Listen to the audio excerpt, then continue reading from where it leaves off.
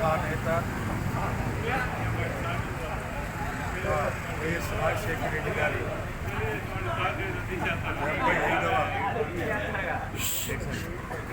జన్మదిన సందర్భంగా ఆంధ్ర రాష్ట్రం యావత్తు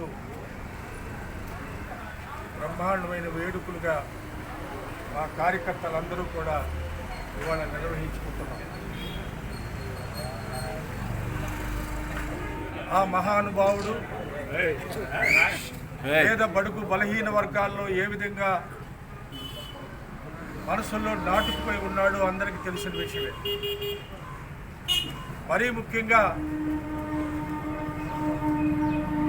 ఈ ఆరోగ్యశ్రీ కార్యక్రమాన్ని భారతదేశంలో ఎక్కడ కూడా ప్రవేశపెట్టినప్పుడు మనకి ఆంధ్రప్రదేశ్ రాష్ట్రం ఉన్నప్పుడు ప్రారంభించిన మహానేత ఇవాళ ఇరు రాష్ట్రాల్లో కూడా ఆ కార్యక్రమాన్ని చేపడుతున్నారు. ఆయన పేదల మనసుల్లో ఆ విధంగా గూడు కట్టుకొని ఉన్నాడు. ఎన్నో వేలు లక్షల మంది ఇవాళ బైపాస్ సర్జరీలు కానీ గుండెకి సంబంధించిన రుగ్మతల్లో బాగు చేసుకున్న సందర్భాలు ఉన్నాయి. అలాగే ఫీజు రియంబర్స్మెంట్ అనేది మహానుభావుడే స్థాపించాడు.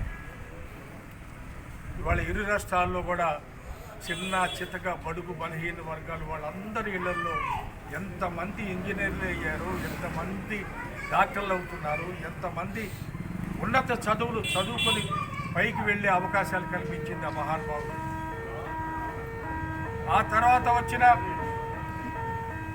వారి తనయుడు మన ప్రియతమ నేత జగన్మోహన్ రెడ్డి గారు కూడా అదే పందాలు నడిచి పలు కార్యక్రమాలని ఇంకా అంతకు మించిన మంచి కార్యక్రమాలను చేపట్టారు.